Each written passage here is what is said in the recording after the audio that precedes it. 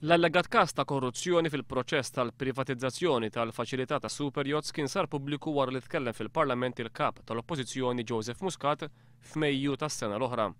Wara kien sar magħruf li qabel ma tkellem il-kap tal-Oppożizzjoni l-ogħla uffiċjali fis-Segretarjat Privat tal-Prim Ministru f'Kastilja kienu ilhom sa minn Settembru tal-2009 8 xhur sħaħ illi ġew informati b'każ ta' attentat ta' korruzzjoni fil-privatizzazzjoni tal-faċilità ta' Superyachts. Minkejja dan il-Prim Ministru nnifsu iżda kien qal li huwa baqa' qatt ma sar jaf din l-informazzjoni qabel ma tkellem il-kap tal-Oppożizzjoni fil-Parlament. Ir-riżulta li l-uniku pass li kien ħa l-Uffiċċju tal-Prim Ministru wara li f'Settembru tal-2009 sar jaf b'din l-allegazzjoni serja ħafna ta' korruzzjoni kien illi jirrefera kollox lill-Ministru Tonio Fenech bħala il-Ministru responsabbli mill-privatizzazzjoni.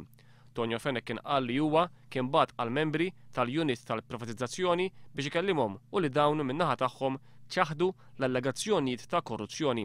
Tonio Fenech kien żied li għalih il-każ kien waqaf hawn għaliex fi kliemu kollox kien ibbażat biss fuq għajdut u li kien ħa deċiżjoni li ma jgħaddi xejn lill-Pulizija għaliex kien ikkonkluda li l-Pulizija ma jinvestigawx għajdut.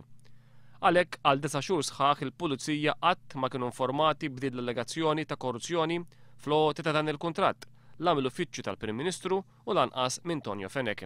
Il-Pulizija kienu ntalbu jinvestigaw biss wara li kien tkellem il-kap tal-Oppożizzjoni fil-Parlament. Min tweġiba mogħtija fis-seduta parlamentari ta' tnejn għall-mistoqsija tad-deputat Laburista Gino Cauchi jirriżulta li bil-kontra ta' dak il qal Tonio Fenech il-każ tant ma kienx mibni fuq għajdut illi wara l-investigazzjoni tagħha il-Pulizija bdew proċeduri kriminali kontra persuna.